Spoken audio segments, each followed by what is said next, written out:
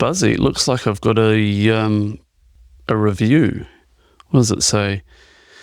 Bizarre, unprofessional, and, as some are pointing out, mildly concerning behaviour tonight from Steve, host of the Cosmic Banter podcast. At the beginning of the 8th and penultimate episode of the show's pilot season, Steve can be seen recording the entirety of the intro from his bed. No. It's clear that he couldn't be bothered to go and get up and find his little ring light to work under slightly more professional lighting, instead opting to use what appears to be a cheap knockoff sunset lamp. I don't know what they're talking about. No doubt something Steve insists was an essential purchase, but no, Steve, calling a glorified light bulb an investment in vibes is no justification for your cringe behaviour. Does he think this is somehow edgy, or is he genuinely that lazy and has such little respect for his audience of 23 listeners, 2 of whom, it's worth pointing out, are his parents, with upwards of another half his listenership consisting of polite friends whom Steve selfishly forced into subscribing to his shitty little show? This is awful. In doing so, not only is his content crap, I didn't know it was, but Steve is clearly engaging in podcast fraud, inflating his numbers in a desperate attempt to gain acceptance from half a dozen strangers on the internet. Pathetic. Wow. I want to work out who wrote this, because I'm finding this quite upsetting. It's nearly finished. What does it say?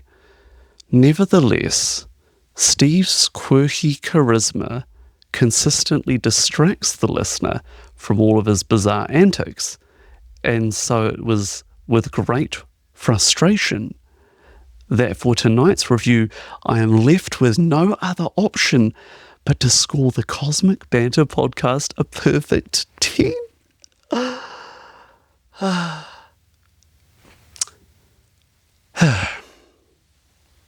Shit, man, you're doing way too much. I thought you were going to keep these short. Look, let's just crack on, guys. I'm so sorry. Kia ora, everyone. Welcome to the Cosmic Banter podcast. I am your host, Steve. Tonight's episode is a wee bit longer. It's a more free-flowing conversation. And while ideally I want to max these, cap these interviews out at no longer than 90 minutes, and I think an hour is probably the sweet spot, you can expect the occasional interview to be sort of a lengthier, less structured chit-chat.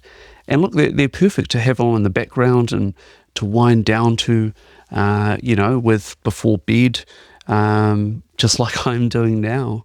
I'd highly recommend it. I might actually start calling these types of episodes Bedtime Banter. Fits in with the theme, doesn't it? Do you like it? Anyway, Reese, our wonderful South African friend from episode 3, is back tonight with some more supernatural yarns. We actually recorded this one just 24 hours after our first interview in episode 3. If you missed her earlier appearance, it is worth going back to listen to. She shared this spine-chilling tale involving black magic and demons and this jewelry box. Anyway, I won't spoil it. Go and listen to it. Tonight, Reese shares some of her own encounters with the paranormal. We also dive into our shared interest in synchronicities and what many call angel numbers. And Reese not only gave me some wonderful insights, but she was also a great sport, patiently putting up with my occasional tangents. And look, she eagerly participated, engaged in some good old-fashioned Cosmic Banter. So if you enjoy the episode, guys, please take a moment to rate 5 stars rate this podcast 5 stars on Spotify, please, and subscribe on both Spotify and on my YouTube channel. They may seem like small gestures, but they do make a big difference. And I've mentioned this before, I don't know how many times. I'm not expecting sympathy, but I'm not earning anything from this project yet. So if you're feeling extra generous, there's a donation link in the show notes. Every bit of support, helps me grow the podcast's reach and bring you, the guest, rather the listener, more fascinating guests and stories. All right, without further ado, this is the Cosmic Banter podcast, Season 0, Episode 8, and the title is Angels and Demons, Souls and Synchronicities. Until next time, stay curious, and when the phenomenon decides to reach you, I hope that you decide to reach out to Cosmic Banter. Enjoy.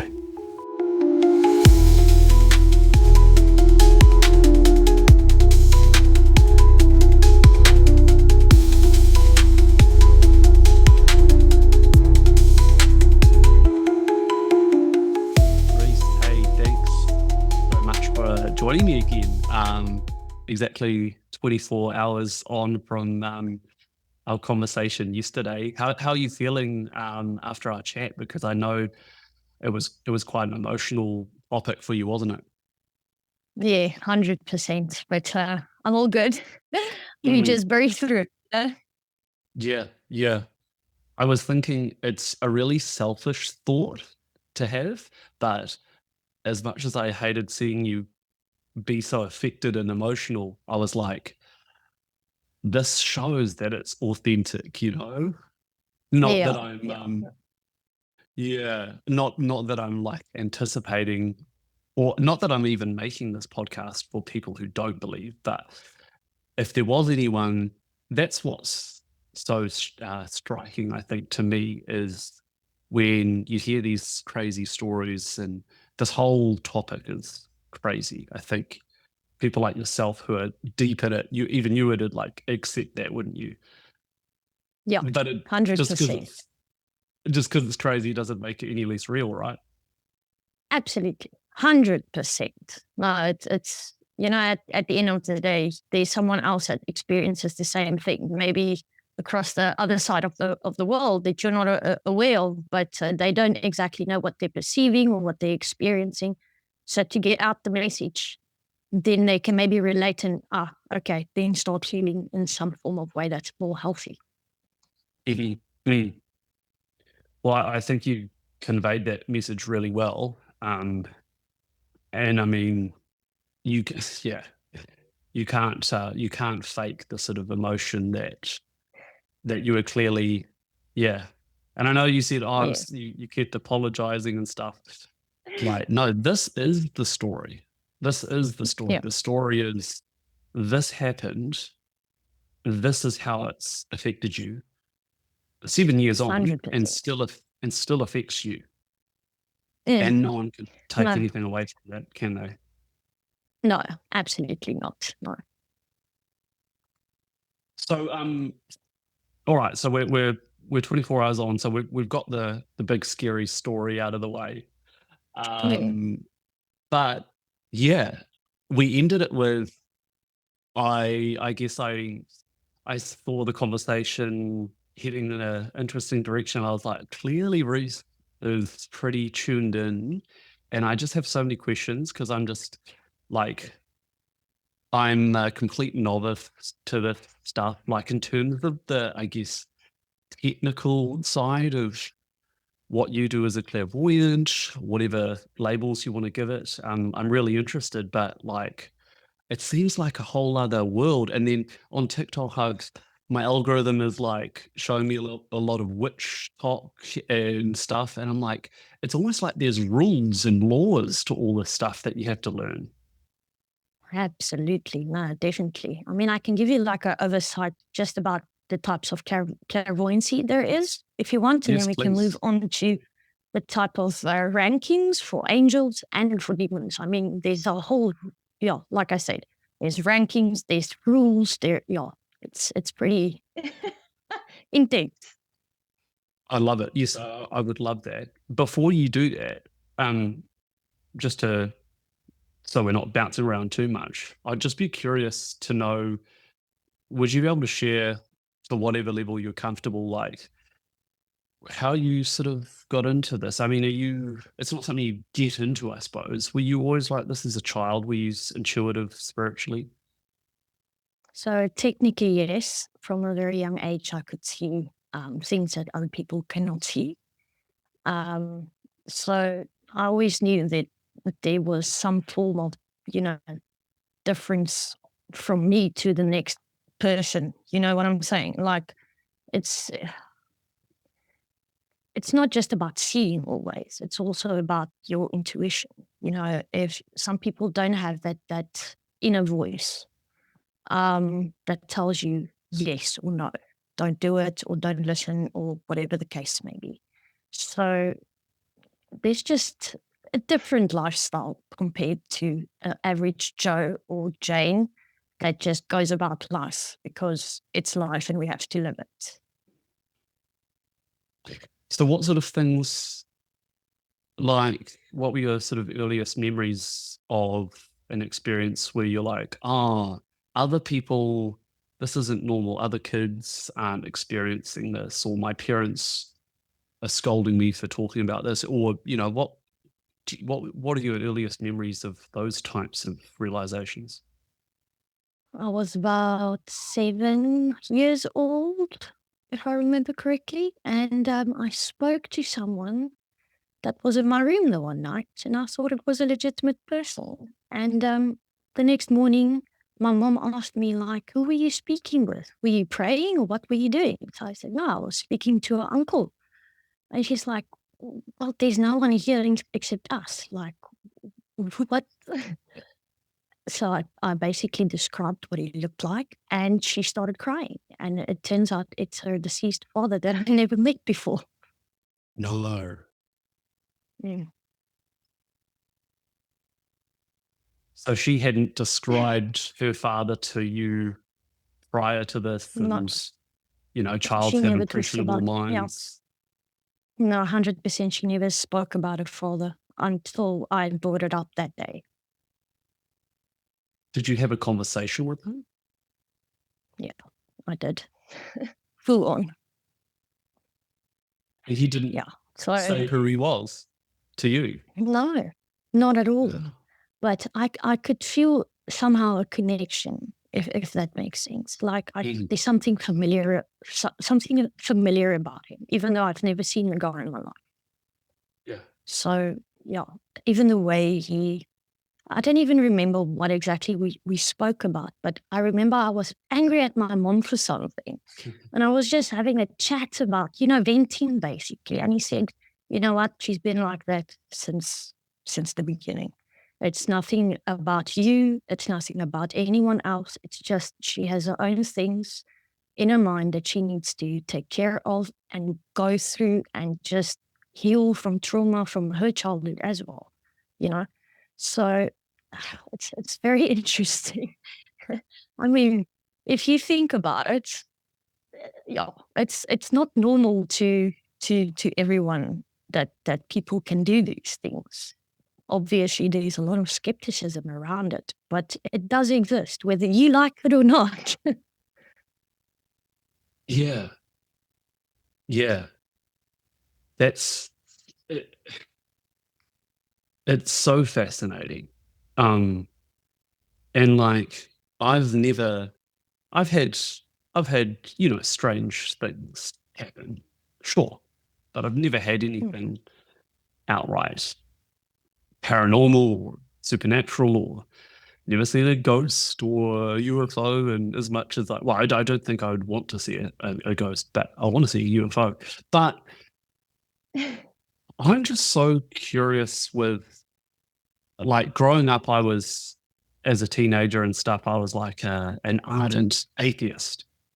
And it was kind of like, these religious people, they just don't get it. And maybe one day And you see this, people break out of religion. Oh, I was, brought up religious, and they sort of grow out of it. And it was this really there's a lot of really solid intellectual arguments to be made for why God isn't real, why spirits and all of that aren't real. I think they're all pretty, strong arguments. But then to remain atheist in the face of millions of these reports and accounts, and then explain them all away with, mental health, drugs, mass hallucination, tricks of the mind, which many of them are. At a certain point, it's kind of like, well, you yourself haven't experienced anything. I'm interested in speaking to the people who have experienced 100%. Because, at the end of it, if you think about it on a medical, in a medical way, our neurons only fire so many times a minute. So for us to comprehend things that we are not, physically there, it's as if your brain seizes for a moment. And to experience things like that affects your body as well, because your neurons doesn't fire like it's supposed to. Yes. So like you said, if you haven't experienced it yourself, you will definitely not be able to even comprehend, never mind see what's the next big step for you and your soul. That's a really interesting point, though, Reese. You're speaking like, because in my mind, I think someone like yourself, people in this sort of realm, I sort of see them as, well, they were chosen to, to have these abilities, this connection, and so therefore they must be confident with it. But the way you're describing it, you're still saying, you're using language like you're not supposed to, the human body, the human mind is not supposed to see these things. And it sounds like it's been just as shocking and scary for you as it would be to the next person who's experiencing something for the first time. So have you somewhat got past that, or do these events and occurrences still scare you? It still scares. Don't get me wrong. Obviously it still scares, but the more you encounter things like this, the chemicals in your brain get altered every experience you get, because there's new neurons that forms automatically. This happens whether you experience things or not. Even people that are in comas, their neurons develop each day as well. It's still about your senses. You might not be physically aware of what's going on around you, but your senses can still go on. So neurons are still getting developed each and every day in your brain, whether you notice it or not.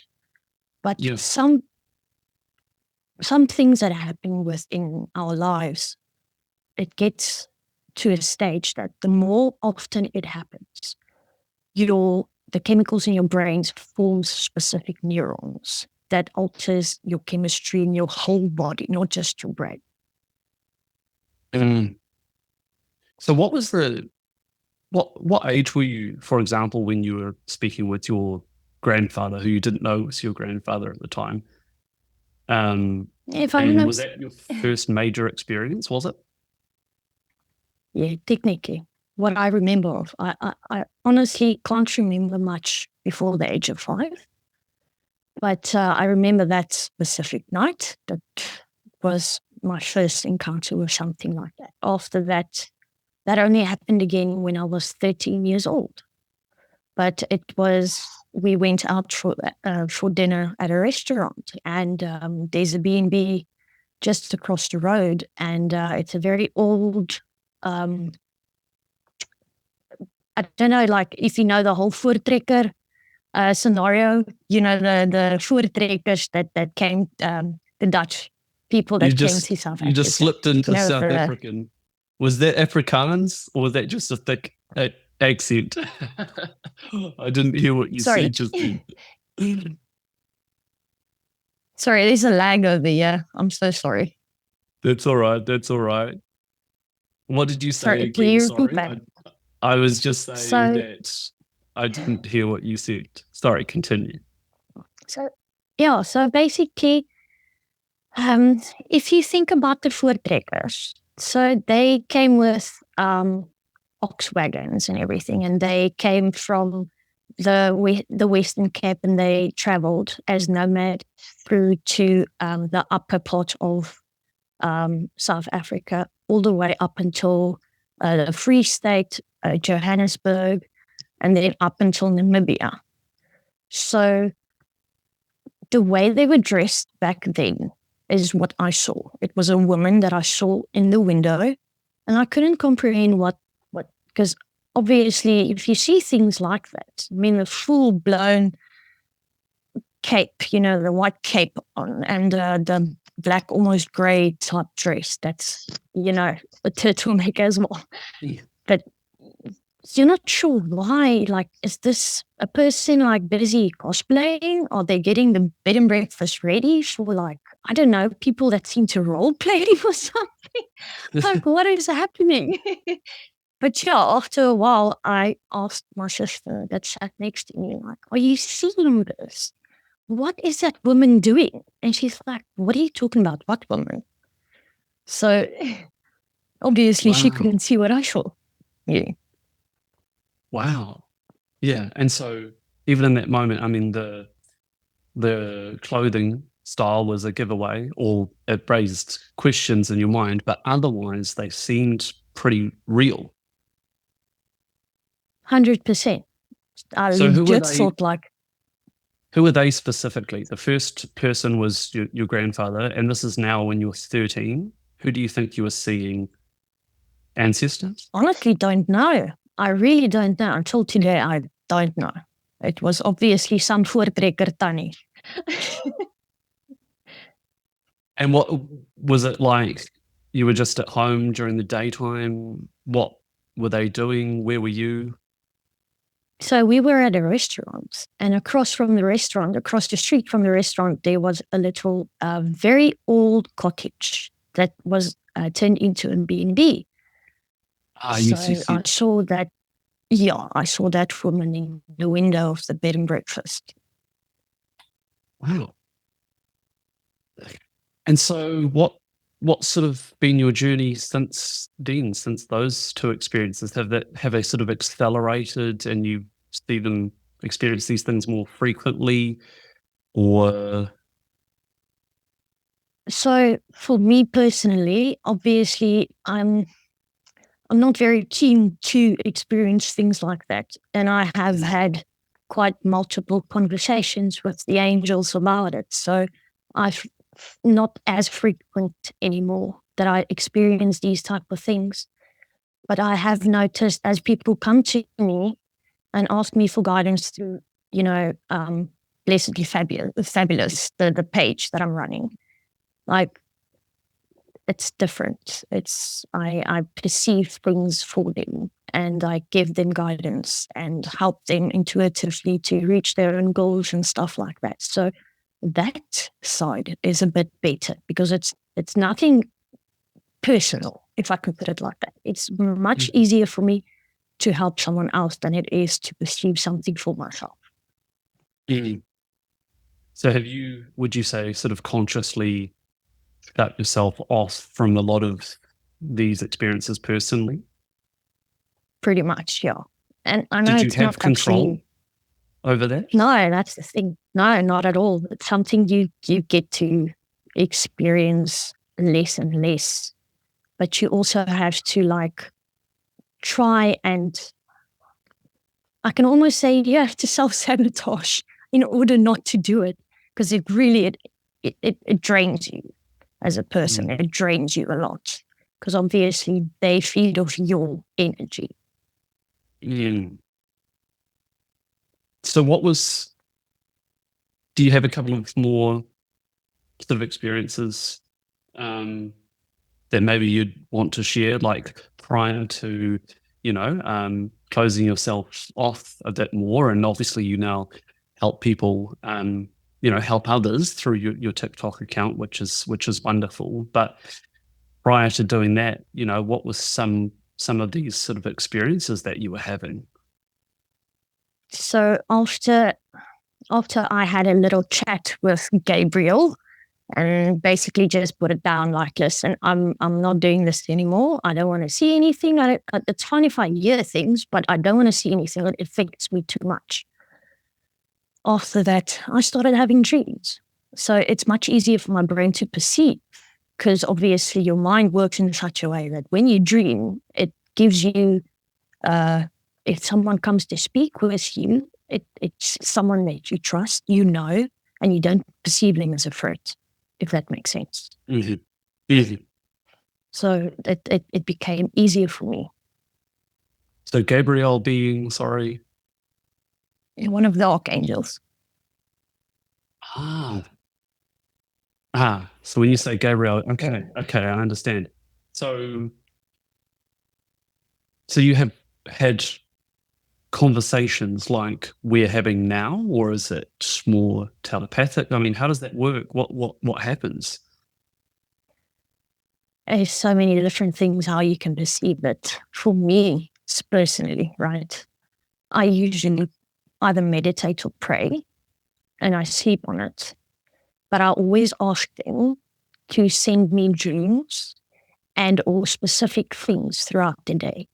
So, for example, I'm going to give you a random example. Like 2-3 months ago, I was going through a divorce, and I asked them to just help guide me. Where am I supposed to go from here? And basically, I asked him, like, if I am on the right path, send me a white dove so that I know. The next morning, I saw 5 white doves. Wow. So, yeah, so things like that. You can ask them to send you butterflies. It doesn't matter, as long as they know what you want and the message you want to perceive as an answer. You just need to keep open communication. And so what do you then do with those signs? I mean, so that sign, seeing the doves, would sort of suggest that they hear you, they have heard you and responded. But what's the communication like after that? I mean, are there, more specific things that pop up that you are from them, that okay, I should be doing this. This is the path for me, because this is clearly a sign from them. How does that side work? So this is where angel numbers come in as well. Okay. I don't know if you're familiar with angel numbers. So each and every one, there are thousands of them, but each one of them is a specific, like guidance, if that makes sense. You as a person, if you have a question and you're not sure what to do next, you can ask for, say for example, option A, the thing to go with, option B to go with, send me a sign for either one of those. So if you say, for example, if you randomly check your phone for time and you see 111 or whatever the case may be, that can be a sign. But you also need to think regarding, before you see it, before you notice it, what was I just thinking about? Like, what are my thoughts regarding it? Because usually those two are related. I mean, we have millions of thoughts throughout the day, but you never stop and pause. What did I just think about? Or you just keep thinking. You do it without even noticing. So you have to pause and smell the flowers. Yeah. Yeah. So basically. Sorry, carry on. Yeah. No, I'm interested in angel numbers, and in terms of well, I'm presented with a lot of number sequences, and it's just interesting that you should bring that up, because It's been really intense at times, and I know that it's beyond coincidence. I know that it's something, but it can sort of drive you mad if you don't know how to interpret it. And I often tend to start intellectualizing it. And well, what does that mean? Oh, 888. That's supposedly about wealth. Well, okay. Well, I saw that on a number plate on a car, and just as it was driving past a lotto store, but I still didn't win the bloody lottery. So what does it all mean? And Yeah. I'm just, yeah. So sorry. So continue. Yeah. No, don't stress. So basically, you can see it from 1 to 10. Okay. Let's take the most basic types of numbers, 1 to 10. Yeah, let's keep to it 1 to 10. 1 is a start, the beginning of a new start, new opportunities, growth. Okay. Where you go from, say for example, you see 555. Okay, so in my journey, obviously I'm halfway. See it as a loading screen, 50% downloading. Yeah. Basically, you can interpret it in your own, whatever's happening within your life, you can interpret it. So obviously there's more to it. And I suggest, people go and read up about it. It's not just always straightforward, say for example, like you said, 888. It's not just about the wealth. Okay, I'm going to win the lottery. It's more about you making a conscious decision at that very moment without realizing it. You're affirming something and putting it out there with your words, because people don't always understand what you speak will come true. Words have power. So if you say, yes, I'm going to work an extra 2 hours tonight, for example, that is that affirming of, yes, I want abundance. I'm willing to work for it. So somehow you will be abundant. It might not be with wealth itself, but you can perceive, abundance in so many different shapes or forms. It doesn't always have to be money. Yeah, that makes sense. And I've been told by a couple of different people exactly what you said, which is, take notice of what you were thinking immediately before seeing the number sequence. And I've tried to practice that, but it's like, thoughts are so fleeting and your mind is running, and or I might think, yeah, okay, I was thinking about this, but it's really trivial. I don't see how that relates, and how far back. I start intellectualizing it. Well, was it relating to what I saw, what I was thinking 5 minutes earlier, 10 minutes earlier, half an hour ago? Like, what are the rules, And then and then the whole thing becomes frustrating. I have a tendency to get a bit obsessive and stuff, and I've been slowly learning the hard way that unfortunately, you have to be careful who you share the stuff with, because, I've certainly had. You mentioned you were going through a divorce a few months back.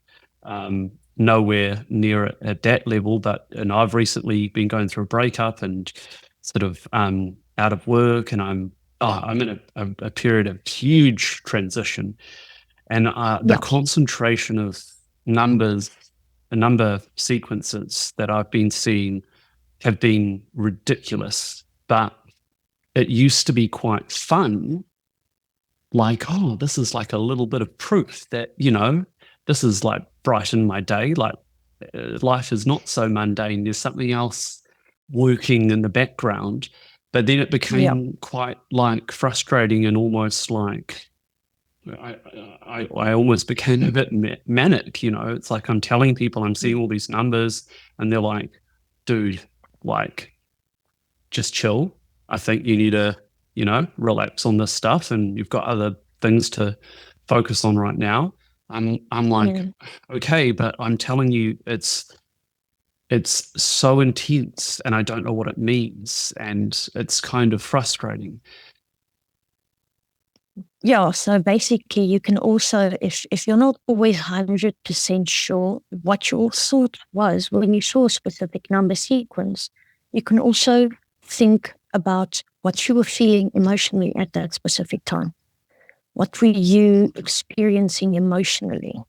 Because that's usually also a telltale sign. If you feel, say, for example, heavy anxious and you saw 777, that means, your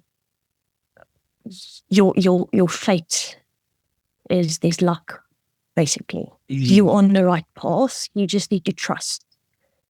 So whoever you decide is the person to trust, whether it doesn't matter religion, whatever, but trust your intuition at least.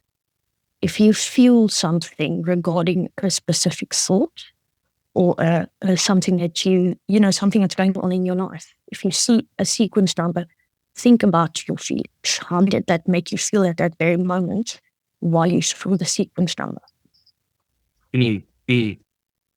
That's helpful. Yeah, so it's not just about the thought. What's the general vibe? What have you been feeling in that moment or the moments leading up to that?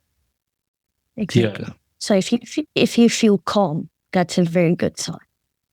If you don't feel anxious, that's key number one. Okay, you're fine, you're good, you're safe, you're guarded, you are being guided.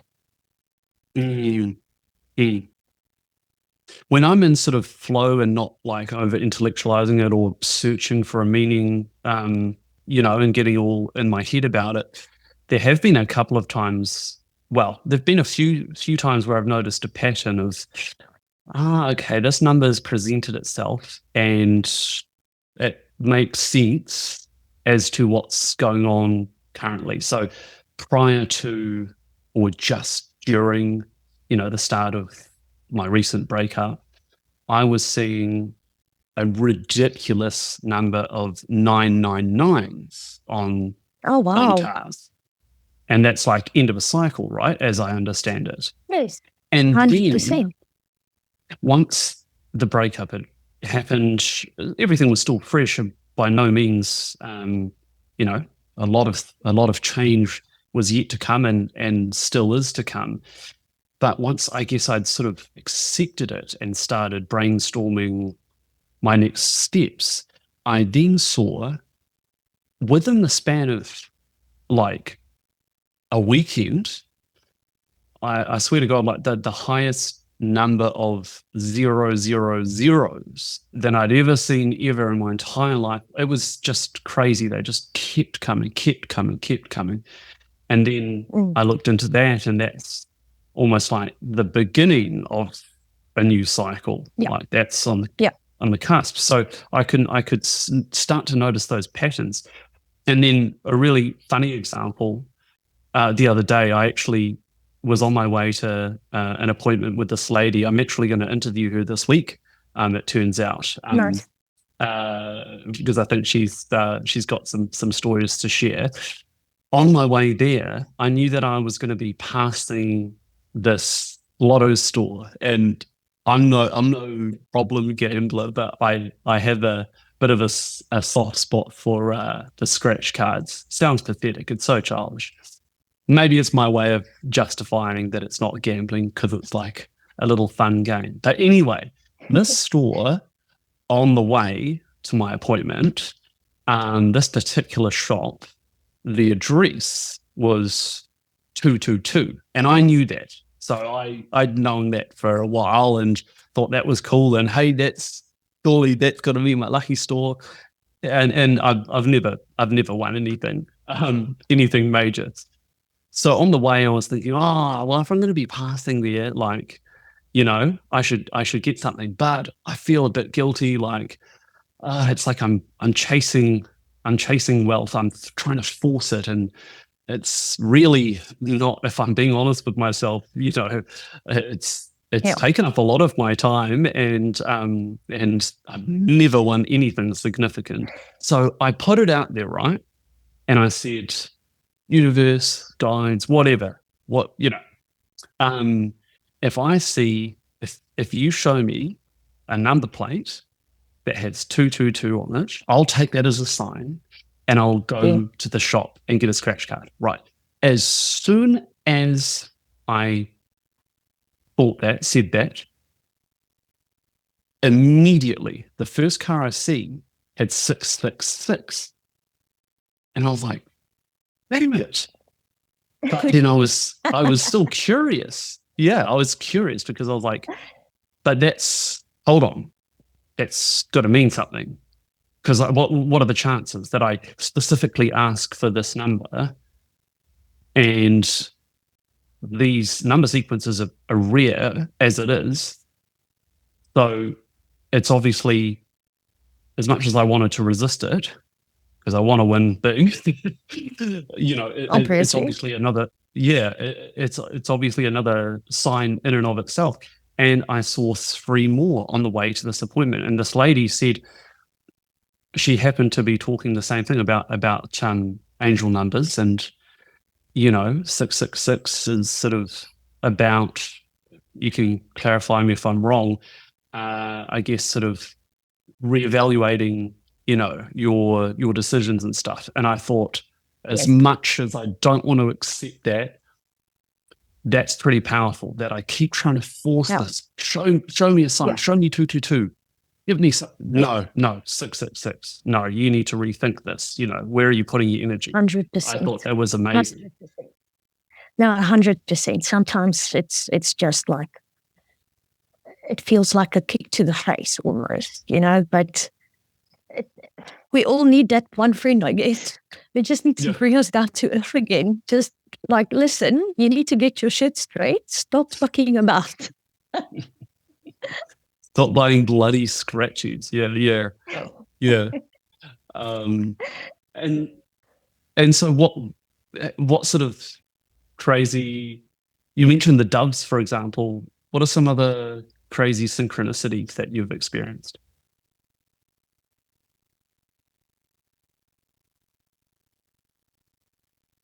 I have actually asked for roses as well. So I usually compare colors with emotions. Mm-hmm. And when I asked for a sign about if there is calmer waters coming, because obviously it was a chaotic time. So I just wanted to know, like, listen, guys, is this shit going to end soon? Like, your goal's about to fall over here. Like, come on. Is there combo watches coming, or should I just get myself a swim pack and a I don't know, a life raft or something? Like, what should I do? And I asked for a rose, but I never specified what color. That's the thing. That specific moment, I never asked for a specific color. I just asked for a rose. Now, in the area where I used to live, there in Joburg, there was no roses whatsoever. It was, I think the nearest block was 3 blocks down that actually had a rose garden. And for some odd reason, there was a guy standing and on the side of the road selling rose bouquets out of nowhere.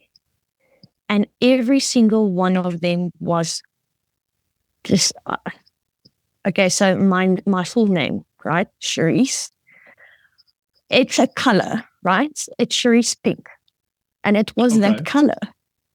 So that was very bizarre. Yeah. Wow. Yeah. Yeah. So I took it as a sign. I'm like, okay, cool, guys. Thanks. I'll go put my life raft away. Thanks. Yeah. And has it panned out that way, that things are getting a little less choppy in life, and yeah, good. Yeah. So this has happened enough times that, yeah, absolutely. And so this has happened enough times that you you trust when these signs come through. It's powerful enough. Like, we've been here before. Okay, this is good. Yeah, 100%. You just need to trust your intuition. The more you trust it, the better. Because we as humans tend to second guess ourselves. We tend to, it's actually such a horrible thing to do. I still do it. I mean, it's normal. You know, you second guess yourself. You self-sabotage in so many different ways, shapes, and forms. But if you just start to practice and, just trust your intuition, it gets better. It gets easier to interpret messages. It's almost counterintuitive, right? Like, if you want to find the answer, stop looking. Yeah, stop forcing. 100%. Exactly, 100%. It's still hard to wrap your head around that, though. 100%. Our timing. Timing isn't really, it's a man-made thing. It's 100%. Time doesn't actually fucking exist. So it's a man-made thing. So in the end, at the end of the day, it's almost like, it's just to give us structure, obviously, because without timing, it would be just pure chaos, if you think about it. Yeah. So we will never rest there. And we are not built to keep on going. We have to rest. Our bodies cannot just keep going like robots. So it's just, I'm blabbering. I'm so sorry. No. No, you're the guest. I love this. I love this. I do want you to talk about, you mentioned the hierarchies and stuff. We'll get to that. But before I forget, this might be a random question, and you may not have any views on it at all, which is fine. But I'll just go ahead and ask it. Do you have any views on the recent current events of, Trump's, his assassination attempt? I'm not sure if you followed the news, but I just found it kind of, when you think about it, I just listened to a podcast on this idea of chaos theory, which is that, it's kind of like the butterfly effect, right? Butterfly flaps its wings in South America and causes a cyclone half a world away, And again, intellectually, that makes perfect sense, and it's quite empowering because it's like, well, every little thing you do counts. Every little action can lead to this, and it got me thinking about how he turned his head. I don't know if you saw the video. Did you follow the news? Yeah, you did. Okay, I did. You know how he turned his head just ever so slightly, and a second too late, and the bullet was in direct line with his head. He would be dead. And I started thinking about, off the back of listening to this podcast about chaos theory, it's like that little moment, that little head turn changed the course of history. What do you think of Trump? He is the, presumptive,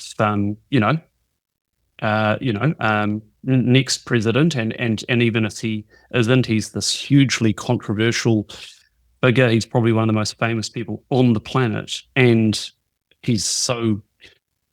everything around him is so energetically charged that I wonder what would have happened had he not turned his head a second too late.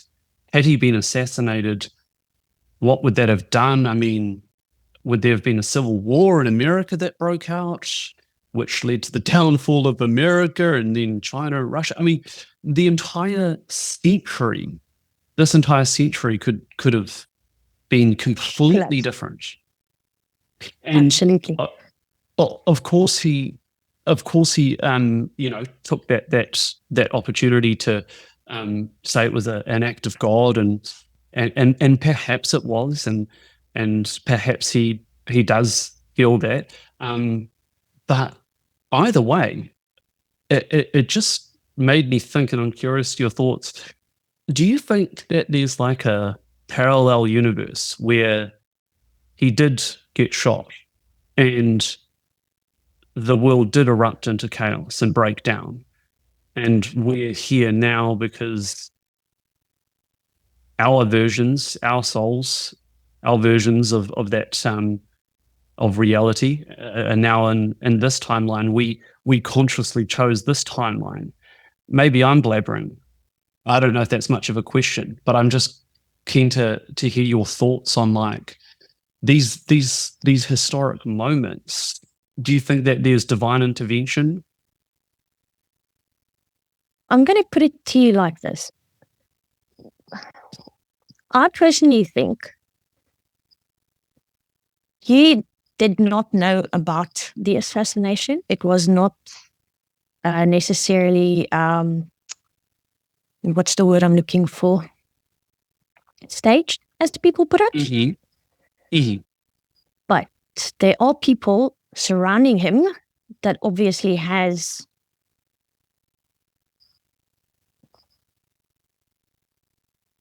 wealth, investments. So for him to be assassinated, obviously, if you go look at the stock market specifically, some of the Trump businesses actually took a dip just before that rally. Now, there can be any speculation as to why that was. But usually when something happens like that, it shoots through the roof. So someone is gaining financially, definitely, and that's what they were going for. So speaking of parallel universes, that's a whole different ballgame. I mean, I believe that sometimes there are people like myself that has been around for more than one lifetime. We know this through dreams, through whatever they experience. We have lived X amount of lifetimes before. We didn't fulfill our contract. So now we have to get reborn into a new life to fulfill the contract that we didn't do in the previous lifetime.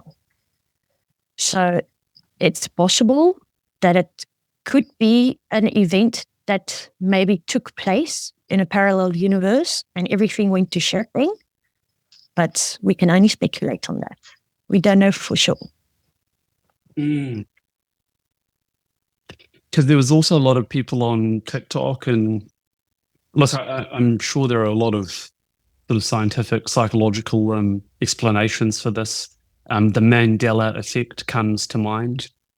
Well, you're South African, you'd be familiar with that, but the number of videos that I was seeing talking about how that same weekend there were two famous people who I don't particularly know that well, but Dr. Ruth someone or other, I think she was like a famous author or something or other. Anyway, so she died, and then I should bring it up because I'm just going to butcher it. There's people out there who are probably big fans yelling at their phones right now. But anyway, these two people died over the weekend, and everyone's like, no, what? They were already dead. Like, there's thousands of people out there that are like, no, this makes no sense. Hang on, I swear that they died years ago. Like, I've already been through this. And so some people are saying that that's an example of like we're all sort of in a different dimension, like, and that sort of coincided at the same time as the Trump, the failed assassination. And it's almost like, well, if we pivoted into this dimension, that perhaps one of the examples of the differences is, these people have died, but there's sort of this hangover of a memory of people being in a different dimension where they had already died. And that's, of course, feeds into this idea of the Mandela effect. But What are your thoughts on that?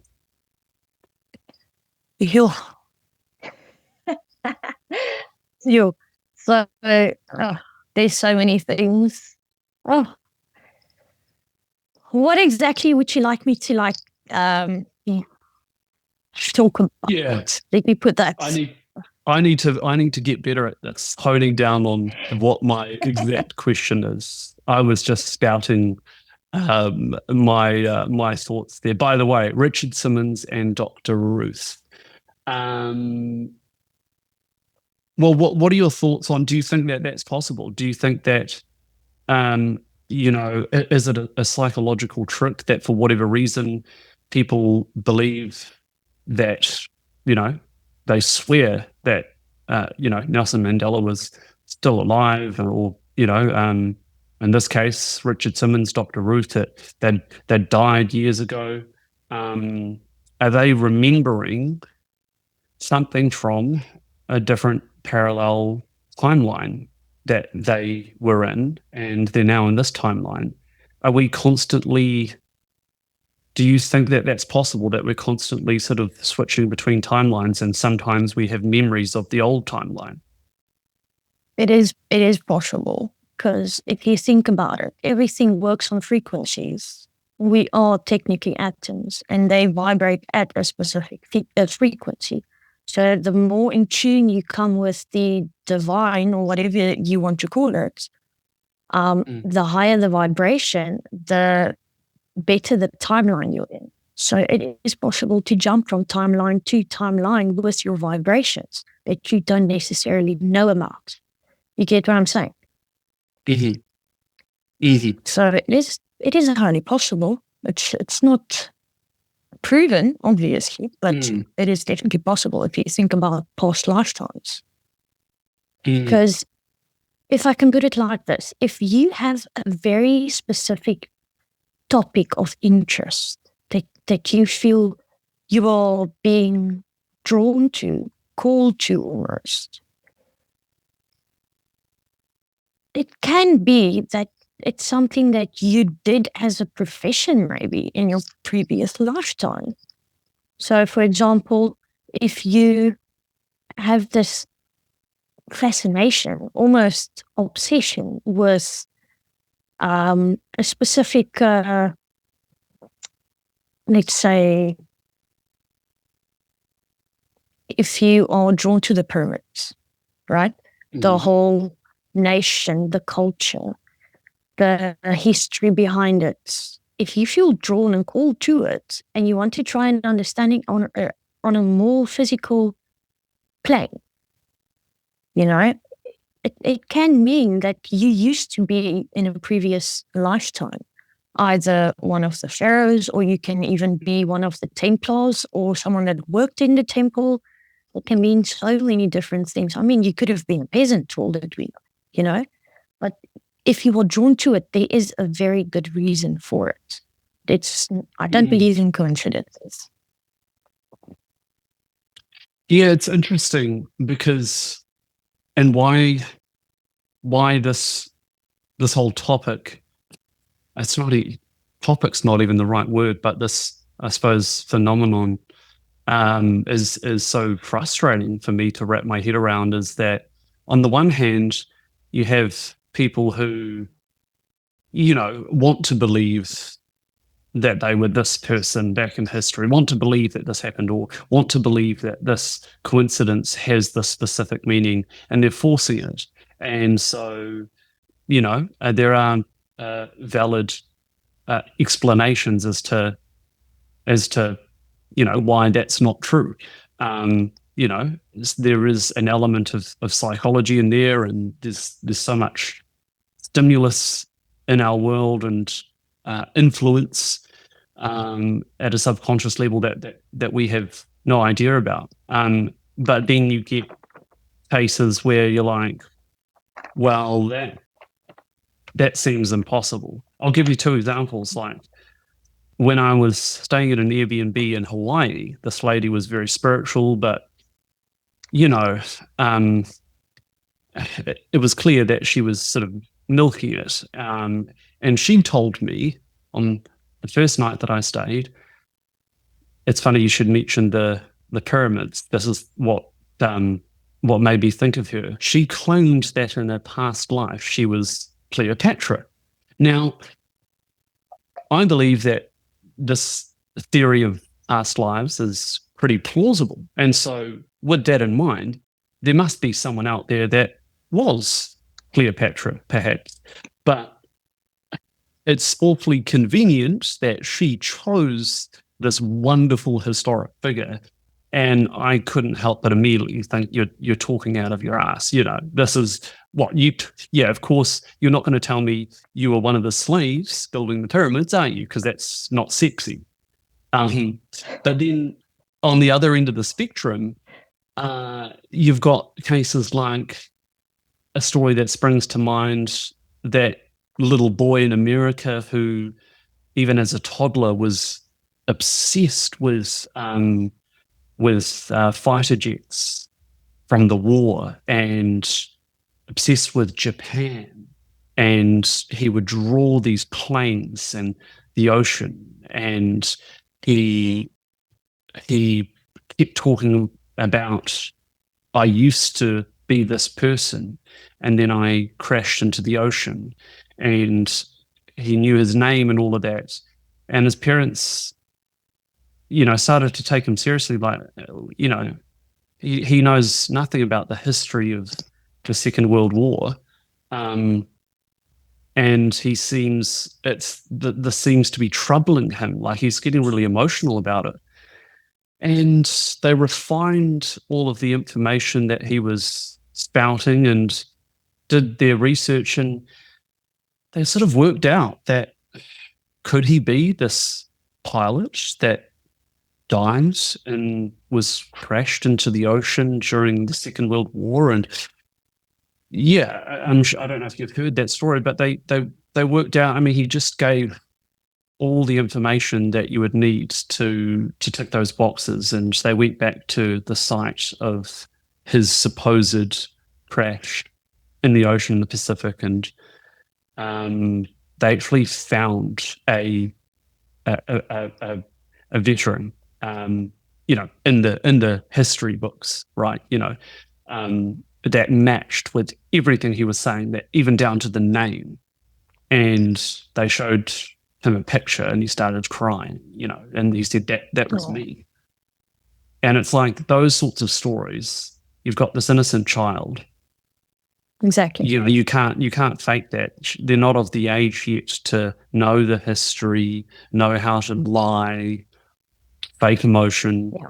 So what frustrates 100%. me about all of this, is that you've got both extremes. And so that lady at the Airbnb, I could call bullshit quite confidently. That little boy, I could say with quite confidence, I believe that, perhaps he was onto something there. But then most cases, most stories are somewhere in the middle, and it's the waters are muddied because it's, where's the truth and where are the lies? Exactly. No, 100%. I mean, you have to take everything with a pinch of salt, obviously, in today's world. But I mean, if it comes across evidence stating, that obviously this how did he know? Like, how it's physically impossible for this little boy to experience the emotions that a full-grown man in such a situation experienced. How did he know? So at the end of the day, like, most people are skeptics, yes, but that's only because they're not, I can almost say, blessed with knowledge in that way. I'm not calling people dumb. No, I know what you mean. I'm not blessed in that knowledge. That's what I'm here. That's the purpose of this interview. I want you to teach me. I'm one of those dumb people. No. Yeah. So no, I know most people are skeptics, but that's just because they are uninformed, uneducated. They don't necessarily have the high frequency where they are living at that specific time and moment, that they can comprehend what's going on a more spiritual level. So if you do grow and you do, everything, if you become more spiritual, you're going to become more open-minded as well, because you see certain aspects of life that materialism and spiritual is two different things. There's no way they can come together. You know what I'm saying? Yeah. So you've already lost if you're trying to intellectualize it. If you're coming at it from an intellectual perspective and trying to disprove something, it's like, well, that may be the right approach in some cases, but it doesn't explain away everything, does it? And it reminds me of all of these reports of near-death experiences where atheists have now found God, whether that be through, a Christian God, or whether it just be through becoming spiritual and believing in something higher than themselves, because for the first time in their life, they experienced something undeniable. And I guess, how could you not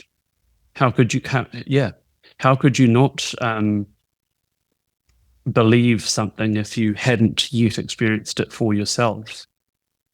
And so I suppose we've got to approach these people with some empathy, because they're just on their own journey doing their best. But yeah.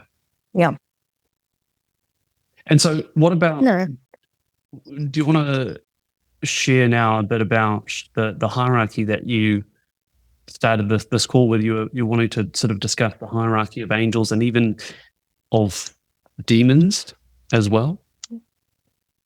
Yeah, sure. Which one would you like me to begin with? Well, either or. I just find it fascinating that, I always thought that, this idea of the devil and hell and demons was very sort of Christian, or, various religions have these deities of evil to sort of scare you into believing in Christ or Allah or whoever it may be. But nevertheless, it still crops up that as much as there's a lot of light in the world and beautiful, positive things, I mean, from your story you shared just last night, that's a clear example that there is evil out there. So, maybe do you want to start with this hierarchy of demons, or what is that? What you refer to them as? Well, okay. So basically, I'm just gonna basically tell you a bit. So demons are ranked according to their power, right? Their authority, and their abilities, basically. So that's how they are ranked. It's the same with the angels as well. So this is basically where religious and mythological contexts come in. So if you look at the lower ranking demons, right? Those are such things as imps, those are minor demons with limited power. And they often serve as messengers or attendants. Things such as goblins, which is mischievous, also troublesome, but they do have some form of magical powers, but not really. Yeah, it's more mischievous, They just go make trouble wherever they can. That's basically what's happening. Then you get things such as wraiths as well. So that's basically, if you want to put it like, let's think gaming terms, it's basically a spectral demon, if you want to put it like that, but it does have a connection to the spirit worlds. So when you look at mid-ranking demons, that would be the succubi or the incubi, right? So they manipulate humans and their desires and their emotional states and stuff like that. If you think about, let's see, sorry, I'm just trying to remember its name, Hoppies. They manipulate things such as elements, for example, such as wind, right? ghouls, they're known for hanging out in graveyards and to feed on corpses. Then you get your higher ranking demons, which is basically dukes and duchesses. So obviously they are pretty powerful, right? So this is where people start to like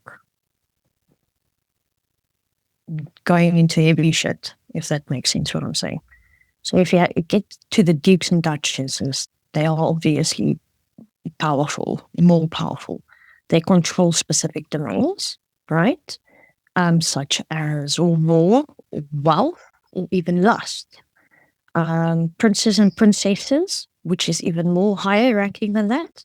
So they have broader powers as well as authorities. They have broader authorities within the realms. Then you get your archdemons. So remember how I told you about the archangels? Now you get the exact opposite archdemons as well. Now they are basically above princes and princesses. So they are extremely powerful with the dominion over the rest. Okay. Then obviously you get your top ranking demons as well. So these are kings and queens. They are the rulers of entire realms, if I can put it like that, or dimensions. If you look at demon lords, for example, they are also extremely powerful, well, often worshipped. So those are the types, such as people call them, the fallen angel. They are being worshipped. They are on top of everything, basically. Now, when you look at the angels, for example, now you also get your lower, mid, and your high rankings. So if you look at lower rankings, that would be the earth angels. Some people, I don't know if you've noticed, they call themselves earth angels. Call them what, sorry? Sorry. So if you look at the lower ranking angels, some people tend to call themselves earth angels. Okay. Yeah. So that's basically just people, you can almost call it, there's a very fine line between people that feel that they can help someone versus someone with a God complex. And I believe that's a very, very thin line. Most people believe, oh no, angel of earth, I'm here to help people. But you can't just with God complex. So that's just something you can't, those two don't go together. You get what I'm saying? You should be humble in a way. It's the same muddied waters of, like, it's such a fine line, isn't it? Some people either consciously or unconsciously believing they are something that they are not, and the next person believing the exact same, that they're legitimate, perhaps. Yeah, pretty much. Yeah. So, yeah, you get the earth angels, which are the guardian angels, that people that watches over us, if I can put it like that. You get angels of the air. Those are associated with the wings, the sky, and the breath, even. Angels of water, which is connected to emotions and intuition, even healing. Like shamans, they believe they are healers, so they believe, for example, that they are water angels. But once again, that's that thin line, the God complex. So mid-ranking, if you look at mid-ranking, those are things such as virtuals, right? So they govern the elements. I know it's very similar to the previous ones that I mentioned, but they govern the elements like the seasons and the natural disasters. The next one would be the principalities. So they also basically guide nations, governments, and think of the Pope. Yeah, so basically they get guided by principalities, right? Okay. So that's where that comes in. So if you are part of a higher ranking institution, such as the Pope and the Vatican, you are being watched over and guided by the principalities. Okay. Yeah. So high-ranking angels obviously would be the archangels. So they are powerful angels with specific domains, such as Michael, Gabriel, Raphael, and so forth. Now, when you look at dominions, right, they are above the archangels. Those are basically the type of angels who oversee the lower ranking angels. Are you still with me? I am. Well, it's so fascinating, but it's, again, hard to wrap my head around what, like, are we talking at some of the lower levels, perhaps, that these so-called angels and demons take physical form and you can interact with them on this plane, and then at the higher levels, because I can kind of grasp that if, there's multi-dimensions, and it would make sense that there are, beings of much higher power in those dimensions. But when we start talking about, like, goblins, for example, like, do you believe that these are physical, creatures or physical beings that we can interact with here on Earth? So let's put it this way. I'm using terminology that most people have heard of, in the sense of they can put a picture to it to try and understand it better, right? Because if you don't necessarily understand something, you are already automatically afraid of it.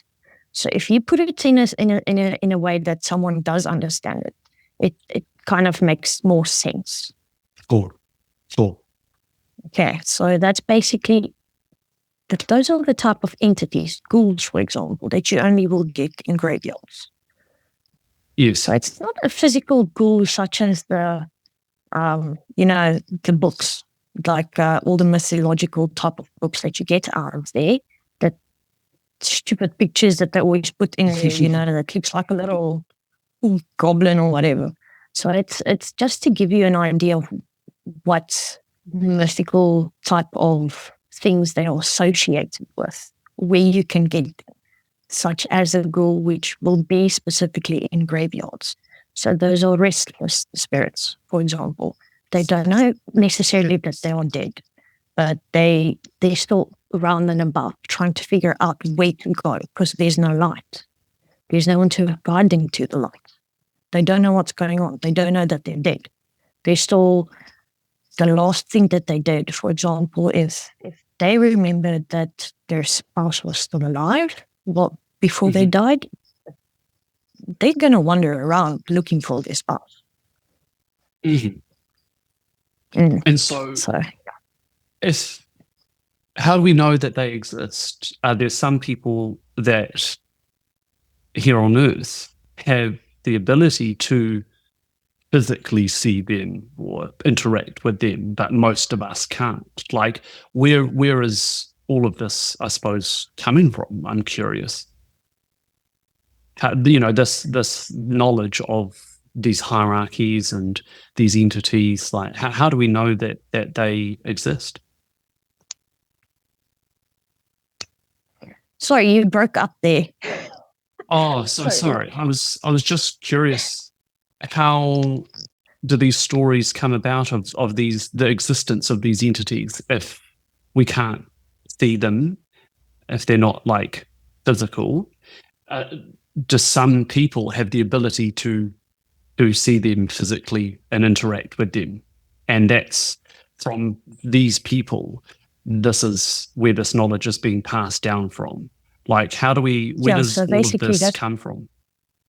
Throughout the ages, if you go look at, mythically speaking, it had to come from somewhere. If you look at the beginning of time, first records of man, of humankind, there has always been mentions of some form of something that they cannot understand what it is because it's not human, right? Now, each culture obviously gives it a different name, but it goes down. If you look at the root, it's the same thing. So it depends on where you are in the world, your culture, how they perceive that specific thing. So I'm 100% sure people have seen things like these. I have never, thank the God. I will never be able to unsee that stuff, so I don't want to. But obviously, thinking of the different types of cultures throughout, history, they perceive things different, but it comes down to the same thing. So it depends on that. Yeah. That makes sense to me. That depending on your culture, the time period, the religion at the time, that people would interpret the same thing with different names, different imagery, different stories. Exactly. Because there is a lot of crossover with different religions, isn't there? And even with the UFO and extraterrestrial alien, contact phenomenon, there's crossovers there as well. And perhaps I wonder whether, what people are sometimes seeing as extraterrestrials are interdimensional beings, and vice versa. Some of these reports historically has been angels or as being, gods, were visitations from extraterrestrials, what we would call extraterrestrials. So do you believe that there is one ultimate truth, and that on Earth we just have to interpret it and create our own stories for our own understanding, depending on which culture and religion we're a part of? 100%. No, everyone, that's so true. Like 100% believe that. So it literally just like, say for example, there is, what do you call it? There's like a little terrorizing, stupid demon that most people in South Africa, you probably heard about it, the Tokoloshi. The what? Tokoloshi. Tokoloshi, sorry, I love your accent. I love what is it? Is that Afrikaans? Tokoloshi? What is that? Where does that name come from? Sorry, you're breaking up again. I'm so sorry. I was just asking, where does that name come from, Tokoloshi? Is that Afrikaans, or is that like, what is that? That's basically, it's actually more Zulu and Xhosa. Yeah. So that's where that culture comes from. So tell me about this Tokoloshi. So basically, if you think about the way the hold on, I'm just trying to remember, was it the Greeks? I can't remember which culture it was, but they perceived imps, like I explained earlier, right? Yeah. In their culture. That's how we South Africans see imps. We call it the Tokoloshi. Do you see what I mean? Like, it's a short little thing that comes and it only causes trouble. It's not really malicious or anything, but it just causes trouble wherever it goes. It's like a teenage boy that's on a warpath. He's just trying to make everyone's life hell. Just a bit of fun and banter. Yes. That's basically. Oh, sorry. I was just going to say, I've heard that, I've heard this idea of tricksters, that certain entities, you used that word earlier, and it's like certain entities are not necessarily malevolent, but they're tricksters. And 100%. you hear this with elves in Wales, and imps, and I'm going to butcher it again, but the Tokoloshi, is that correct? Perfect. And have you heard of the jinn, DJIN, in the Middle East? I wonder if that's... Yes. Are these...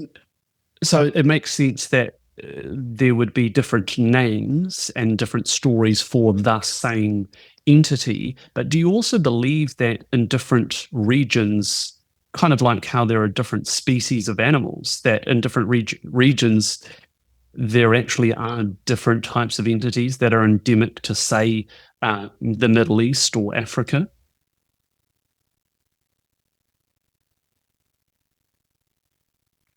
Sorry, just say that last part again. Did it cut out? Just checking. Oh, she has gone. Let's see if she joins again. I'm just going to pause this. Oh, here she is. You're back. Yeah. And just as soon as you left, I saw a big image of myself and I had something on my lips. I thought, oh my God, I had that the whole time. Can you hear me now? Yeah, I can hear you. I didn't even notice. Oh, no, that's fine. Yeah, just very quickly, in case it cuts out again, my question was, do you believe that, like, we have different species of animals in different continents, that sometimes perhaps these entities may actually be different entities from region to region? They're not the same thing. It can be. It how can I put it? Like, it can be same but different, like it can be the same thing, but somehow someone else perceives it different. Right? I hope that makes sense. Like, I just wonder why there's such a high concentration of Sasquatch sightings in North America, and in Australia, where I'm based currently, less reported because there's a far smaller population of people living here, and Australia is obviously so spread out and barren. But there's their version of the Sasquatch called a Yowie. However, where I'm from in New Zealand, there are no reports of elves or Bigfoot, Sasquatch type creatures. And so that's why I wondered whether, even though these are sort of multidimensional, perhaps, whether they can still be restricted to or have a preference of a physical, geographical location here on Earth. It can be. I mean, it's not impossible. Like you said, like at the end of the day, it can be a native to a specific area of the world.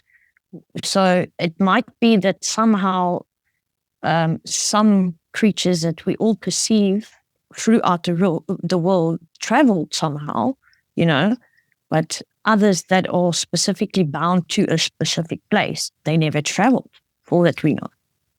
So they didn't evolve like the others. That's why there's so many different types of stories throughout the ages and books from, specific things that people see culture to culture. So they see the same thing, but they describe it almost different, but not same, but different. You get what I'm saying? Yeah. Have you ever witnessed anything or know anyone that has, shall we say, physically seen any of these entities, be they malevolent or neutral? Have you seen anything?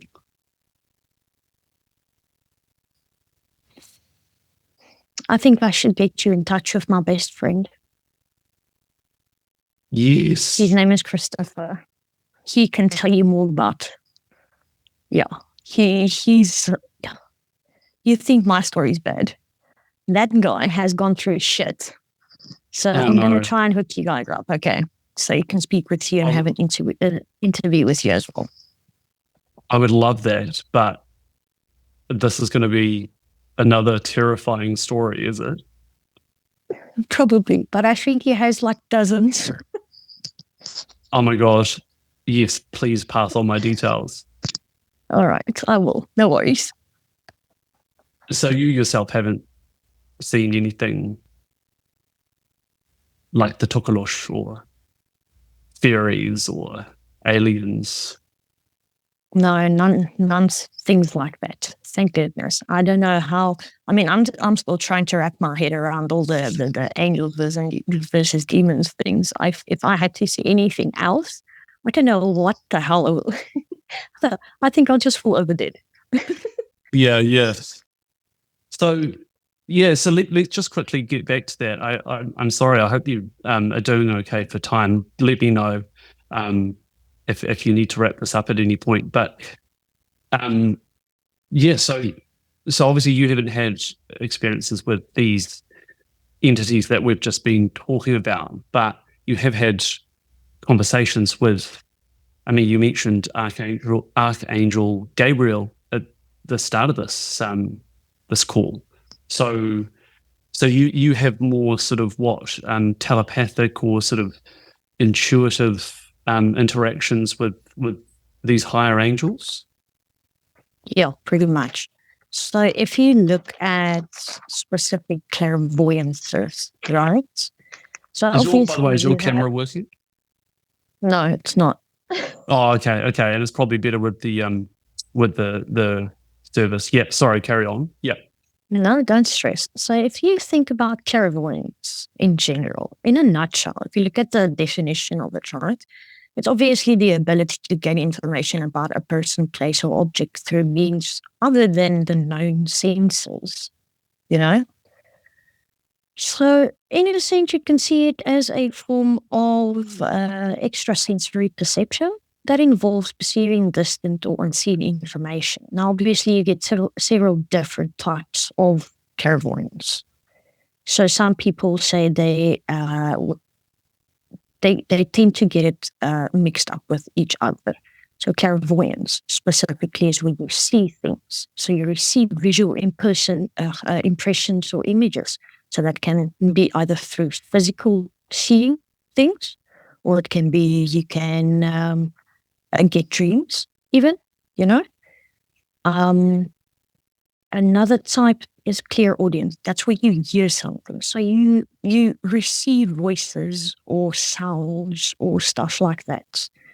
It can be either out loud or in your head. Clairsentience is feeling. Now that's where intuition comes. Okay, so you sense emotions, impulse, for example, right? You sense other people's emotions, or you can sense, even though no one's around you, you can sense someone else's emotions. Okay, so or you can even see physical sensations as well. Like, for example, if you feel a presence, someone touching you on your shoulder, for example. Clear alliance is smelling, so that can be perceived obviously through fragrances. So, say for example, that's also why some people say they believe that their grandma or grandpa or whatever is their spirit guide or their guardian angel, right? Because they see, they smell their grandma's perfume, for example, or their grandpa used to smoke a pipe a lot, and they randomly get the sniff of their grandpa's tobacco out of nowhere. Yeah, I've heard that. And yeah, and then you also get one with tasting. Now that's called clairgustance. So that's experiencing flavors or textures. Wow. Yeah, I know that my mother told me, that her sister would smell their mother's perfume after she died, and I've heard that quite a bit. So do you think that there, and otherwise ordinary people who have never had sort of any real spiritual contact, anything tangible happen, throughout their lives, it almost seems like most people have at least one experience. Maybe it's after the death of someone close to them. So do you think that in those moments we're just more in tune, or that person, that spirit has sort of lowered their frequency to match ours? Do you think this is not so black and white, that some people are clairvoyant and the rest of us aren't, but that we all have that innate ability, and it's just a matter of sometimes everything aligns where we sort of break through and there's that channel? Do you believe that we all have that ability? Yeah, I think definitely everyone has a form of ability, 100%. But it's how much you feed into it, how much you practice it. Obviously, at the end of the day, it's like learning the new language. Repetition is key. So the better you want to be at it, if you want to be a master at it, you need to keep practicing. Mm. Again, I think it comes back to this idea of it's a thin line, though, isn't it? Some people 100%. genuinely are schizophrenic or manic, and then there are no doubt people in mental asylums, if they have those anymore. I don't know if they call them mental asylums, but in psych wards who perhaps are perfectly sober and clear. And how do you, but they're tuning into something. That's a scary thought, 100%. And how does that individual know? Because both are convinced. One is the mind tricking you, and the other is quote unquote real. And how do they, as individuals, differentiate whether it's just their mind or whether this is really happening? And how does society and the other people in their lives, how do they differentiate? It must be so difficult for people on both sides of that spectrum, because there's no real way of proving it to themselves or to others. Yeah, no, definitely. So there's a very fine line. So if I can put it this way, obviously I'm just trying to find the words. Hold on, sorry. All right. So I believe that in a sense, everyone has these abilities. They just don't know always how strong they are. And they always don't, they don't always know how to,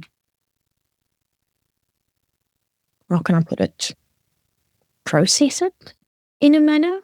So if you look at specific topics with mental illnesses, right? Keeping that in mind, it has to do with what you perceive. So your mind can play tricks, but maybe it's in a sense of you perceive something that you literally cannot physically understand, and it's driving you absolutely crazy. So that altered your brain chemicals and altered your neurons, and that led to a specific mental illness. But I'm no doctor. This is not financial advice. Type disclaimer. This is not medical advice. This is not spiritual advice. Definitely not. No, definitely not. But yeah, I think in a sense it's very, I mean this metaphorically. We all have our own demons that we face every day, but some more than others. You get what I'm saying? So, it depends on how you as a person perceives it and how you process it. If you are strong-willed and strong-minded, you will be okay. You know what I'm saying? If you are not so much and you don't know how to channel it, then obviously it's going to drive you insane. Yeah, I can see how it would. Because even you saying that now, it's being strong-willed, I feel like you have to have an underlying conviction to know that, okay, these thoughts are my mind playing tricks, and no, this is something I'm legitimately tuning into that I should pay attention to, and I'm going to be strong-willed to ignore this side or take this with a grain of salt, but, to pay attention to this side. But how do you know which is which? And I guess that's where intuition comes in, and I guess that's where these signs and stuff come in, where it's undeniable. Those breakthrough moments where it's like, well, my mind could not have created that because that was an external thing that happened that had no control or influence over. 100%. Like, can I share an example of you and for you, rather about me that happened recently, and this can kind of explain my confusion with this topic. And that was that. Of course. I'll just be careful to leave out personal details, because I will end up doing a separate sort of episode where I discuss the story in full, because there's actually so many layers to this story. So I will do an episode, but I'm just conscious of like trying to be respectful to the people involved, if you catch what I'm saying, because the main character in the story is someone not super close to me, but someone in my life that passed away. Now, there were a set of really bizarre things that happened. Well, I'll share this much. She passed away in a car crash.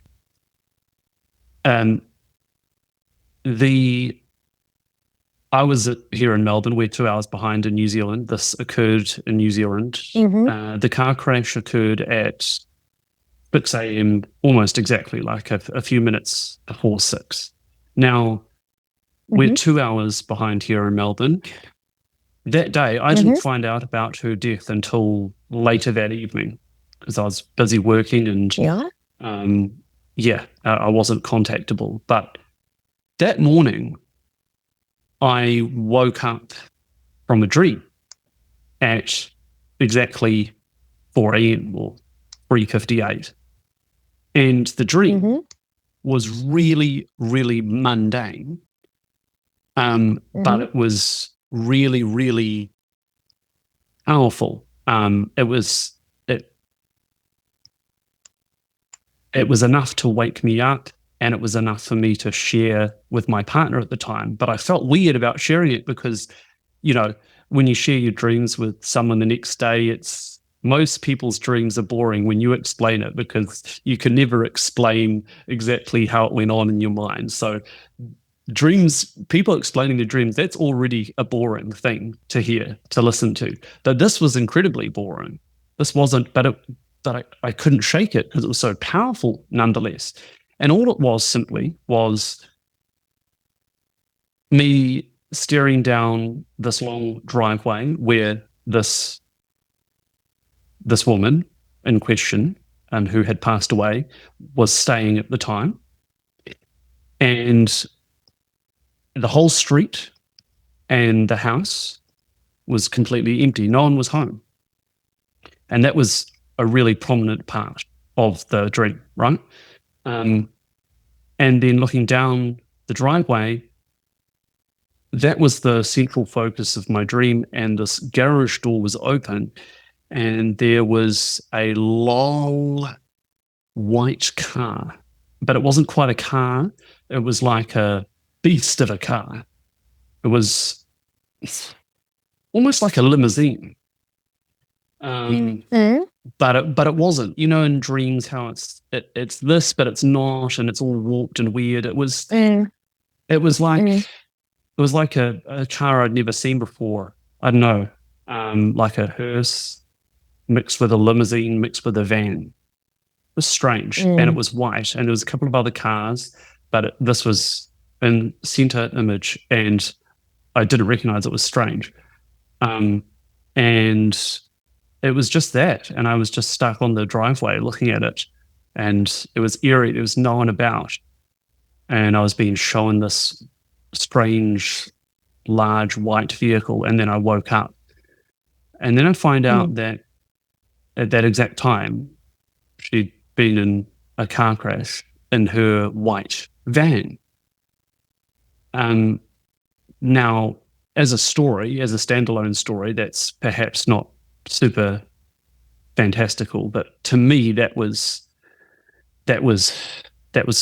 crazy at a personal level. But what makes it even crazier is that the day before, she was taking a nap, and she herself woke up from a dream of an incredibly vivid head-on car crash.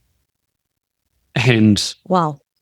she claimed that it wasn't a dream, that it was a vision, because the level of intensity with which she experienced it was the same as a similar dream that she had had earlier on in life, which predicted the future.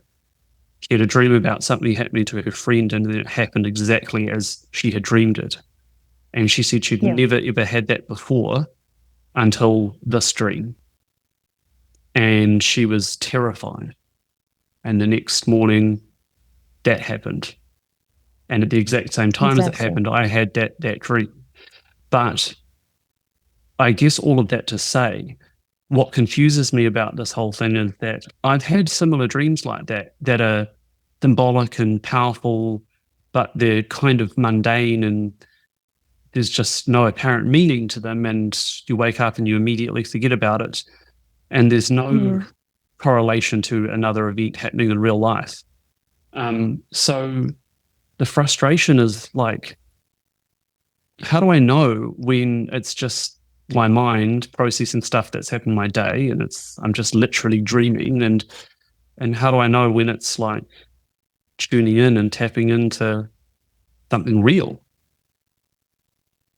So you need to basically focus on your emotions, how vivid you are feeling the emotions, because like you said, you almost instantly forget most of the dream, if not all of the dream, after you woke up. But the feelings stay. That prominent feeling, whatever you experience, whether it's anxious, when it's anything. If there is a level of intensity, say from a level 1 to 10, if it's anything from 5 to 7 to 10, you should know it is most likely either a loved one that has passed, or one of your main guardian angels that basically is trying to warn you, like, this is something to look out for, be careful. So there's a lot of symbolic things within your dream that obviously you forget about. But if you can't remember the actual memory of the dream, focus more on what it made you feel. Yeah, again, So it's that thing you said about the numbers and signs. It's what was this feeling that went along with that? Exactly, because that goes with your intuition at the end of the day. It's one thing if you see, like you said, the white car, right? It can mean anything. It can be related, it cannot be related, but it didn't make you feel anything when you looked at the white car, right? But well, when you saw... it kind of did, but I didn't know what or why. It was clearly the central focus of the dream. I was standing on the driveway looking down, and it was odd. I'd never seen a make or model of car that looked like that, and it was the only white one, and there was no one else around. So it was very, very clear that was standing out. That was being presented to me. Yeah. The main focus, yeah. So, I mean, sure, no, it's powerful stuff. Honestly, it's powerful stuff. That's obviously one of your guardian angels trying to, like, tell you, like, be prepared. This is coming. But then I have had really vivid dreams before, and nothing at all in relation to anything that occurred in that dream happens in real life. And so you see what I mean? It's like, when do I know? It's almost like you don't know until it does happen that was related. But you can always ask for a sign if you're not sure whether it's related to something. Yeah, that makes sense. Yeah. So be specific. You know what I'm saying? Be specific. If you ask for a specific sign, and give a timeline as well. Say, for example, if you are looking for an answer, whatever the situation may be, and you ask for okay, send me, I want to see an airplane, for example, a red airplane. You get what I'm saying? Like, ask for specific things, but within a timeline. So within the next 24 hours, for example. Because whenever, I mean, what's the chances you see a red airplane? Mm-hmm. Yeah. So if you do see one within the next 24 hours, you know, hello. Yeah. Yeah, no, that's a good point. Oh, well, that's been really interesting. Thanks again so much, Reese. So lovely to connect with you. And thanks again for sharing the story yesterday and for your insights this evening. It's so fascinating. And yes, please pass on my details to your friend. I will. 100%. No worries. I will. Thank you so much for your time, man. Yeah, we'll stay in touch. You have a great rest of your day. Thank you. Have a good night's rest, eh? It's probably late over there. Yeah, I should get to bed. Oh, well, look, yeah, thanks again. We'll chat soon, Reese.